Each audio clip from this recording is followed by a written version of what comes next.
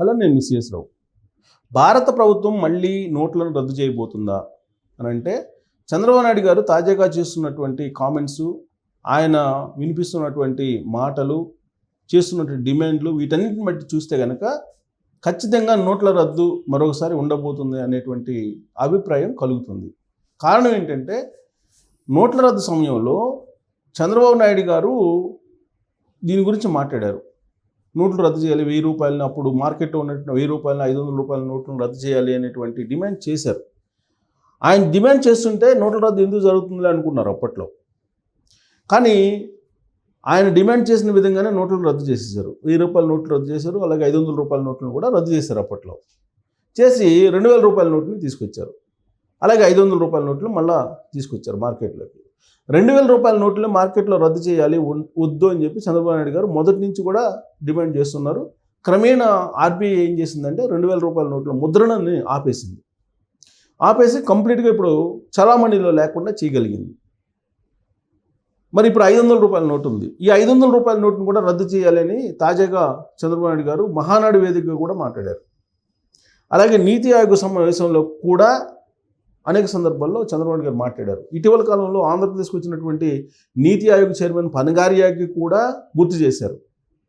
అలాగే రీసెంట్గా ఢిల్లీ వెళ్ళిన సందర్భంగా కూడా నీతి ఆయోగ్ చైర్మన్ పనగారియాని కలిసి నోట్ల రద్దు అనే దాన్ని ప్రస్తావించారు. 500 రూపాయల నోట్లను రద్దు చేయాలి, డిజిటల్ ట్రాన్సాక్షన్స్ని పెంచాలి అనేటువంటి అభిప్రాయాన్ని చంద్రబాబు నాయుడు గారు వ్యక్తం చేశారు.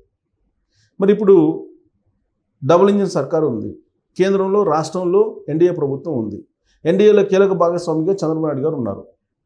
మరి చంద్రబాబు నాయుడు గారు చేసేటువంటి డిమాండ్కి అక్కడ ఇంపార్టెన్స్ ఉంటుందా ఉండదా? ఖచ్చితంగా ఉంటుంది. పైగా చంద్రబాబు నాయుడు గారు అధికారంలో లేనప్పుడు చేసినటువంటి ప్రతిపాదనలనే పరిగణలోకి తీసుకున్నారు. ఇప్పుడు అధికారంలో ఉన్నారు ఆయన, పైగా ఎన్డీఏలో కీలక భాగస్వామిగా ఉన్నారు.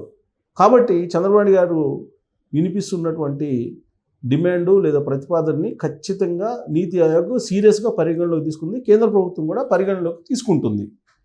అంటే ఏం చేయాలి ఇప్పుడు కేంద్ర ప్రభుత్వం లేదా ఆర్బీఐ అంటే 500 రూపాయల నోట్ని రద్దు చేయాలి. రద్దు అంటే ఎకాఏకన గతంలో మాదిరిగా 2016లో మాదిరిగా ఎకాఏకన రద్దు అని చెప్పి అనకుండా 2000 రూపాయల నోట్లను ఏ విధంగా అయితే మార్కెట్లో చలామణి లేకుండా చేయగలిగారో అదే తరహాలో మార్కెట్లో లేకుండా 500 రూపాయల నోట్లు చేయాలి.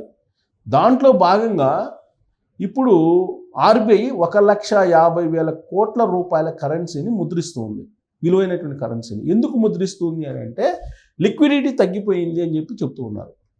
మరి డినామినేషన్స్ తగ్గించాలి అనేటువంటి ఆలోచన కూడా చేస్తున్నారు. ఆ క్రమంలో 20 రూపాయల దగ్గర నుంచి దాదాపు 300 రూపాయలు, ఇప్పుడు వరకు మనకు 300 రూపాయల డినామినేషన్ లేదు.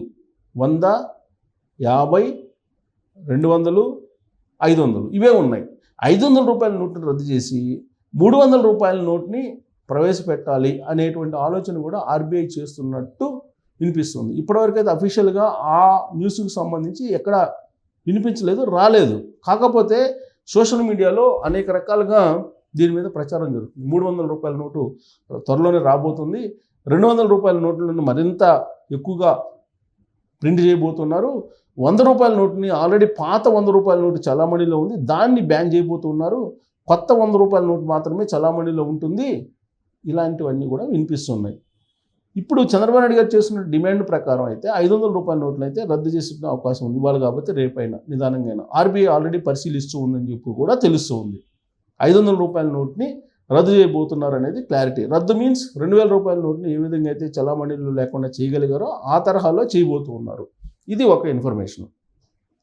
2 డినామినేషన్స్ని ఇప్పుడు 10 రూపాయలు, 20 రూపాయలు, 50 రూపాయలు ఇలా ఉన్నాయి, తర్వాత 100 రూపాయలు. ఈ డినామినేషన్స్ని ఇంకా మరిన్ని పెంచేదాకా 300 రూపాయల నోటు హయ్యెస్ట్ పెట్టేసి ఈ 300 రూపాయల నోటుకి దిగువన 250 రూపాయల నోటు కూడా ప్రవేశపెట్టాలన్న ఆలోచన కూడా చేస్తున్నట్టు వినిపిస్తుంది. ఇప్పటివరకు అది లేదు 250 రూపాయలది.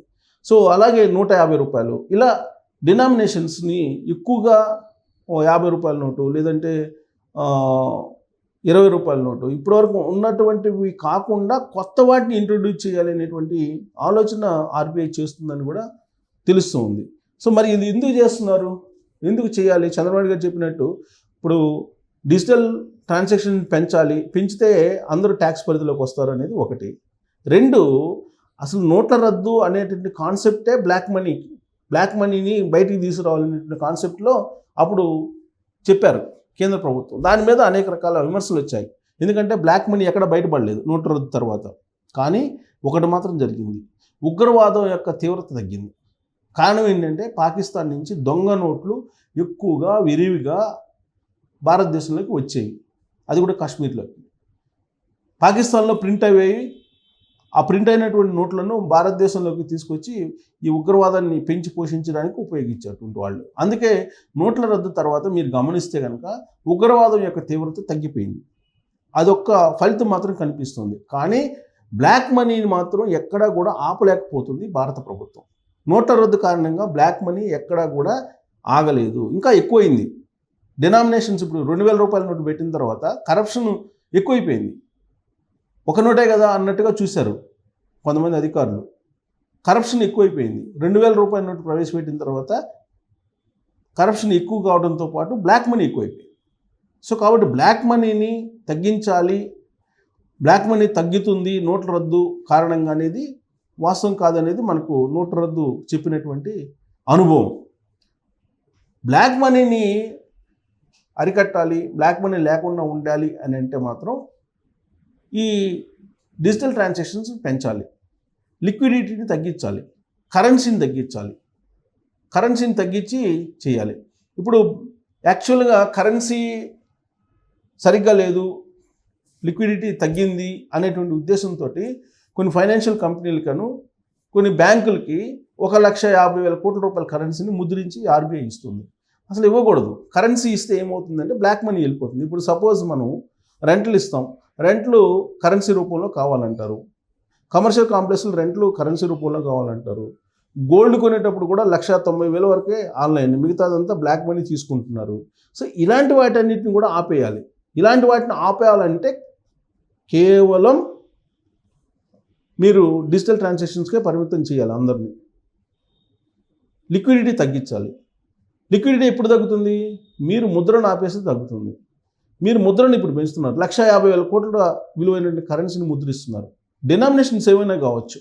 బట్ 500 రూపాయల నోటుని రద్దు చేస్తే కొంతవరకు తగ్గే అవకాశం ఉంది బ్లాక్ మనీ. కాకపోతే వాళ్ళు దాచుకోవడానికి ఎక్కువ స్పేస్ కావాలి.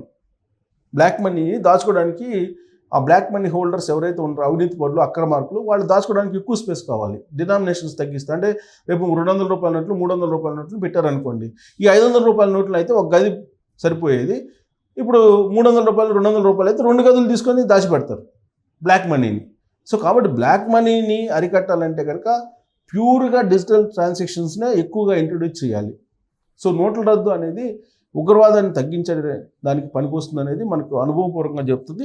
ఇప్పుడు మళ్ళీ టెర్రరిజం పెరిగింది కాబట్టి దొంగ నోట్ల చలామణి కూడా ఎక్కువైందని నిన్న మొన్న వచ్చినటువంటి న్యూస్. భారతదేశంలో దొంగ నోట్ల చలామణి ఎక్కువైందని. అవి ఎక్కడి నుంచి వస్తున్నాయి అంటే పాకిస్తాన్ నుంచే వస్తున్నాయి. పాకిస్తాన్లో ఈ కరెన్సీని ముద్రించి భారతదేశానికి పంపిస్తున్నారు ఇప్పుడు ముబ్బడిగా. అందుకే ఇప్పుడు బస్తాల కొద్దీ నకిలీ నోట్లను ఈ మధ్యకాలంలో ఒక వారం క్రితం పట్టుకున్నారు. సో దీన్ని అరికట్టాలంటే ఖచ్చితంగా నోట్ల రద్దు అనే దాన్ని ఫ్రీక్వెంట్గా చేయాలి. గతంలో ఉండేది, అసలు ఆర్బీఐ రూల్స్లోనే ఉంది, 3-4 సంవత్సరాలకు ఒకసారి కరెన్సీని మార్చేయాలి అని. అది కనుక చేస్తే చాలా వరకు బ్లాక్ మనీని తగ్గించవచ్చు, కొంతవరకు ఉగ్రవాదాన్ని మాత్రం అరికట్టచ్చు. మరి చంద్రబాబు నాయుడు గారు ఇప్పుడు 500 రూపాయల నోట్లు రద్దు ఎందుకు చేయమంటున్నారంటే కరప్షన్ని అరికట్టడానికి చేయమంటున్నారు. మరి 500 రూపాయల నోట్లను రద్దు చేసి కేవలం 200 వరకే డినామినేషన్ హైయెస్ట్ ఉంచాలా, లేదంటే 300 రూపాయలకు కూడా వెళ్ళాలా? అసలు 200 రూపాయలు సరిపోతుందా హైయెస్ట్ డినామినేషన్? దీని మీద మీరు కామెంట్ చేయొచ్చు. Thank you.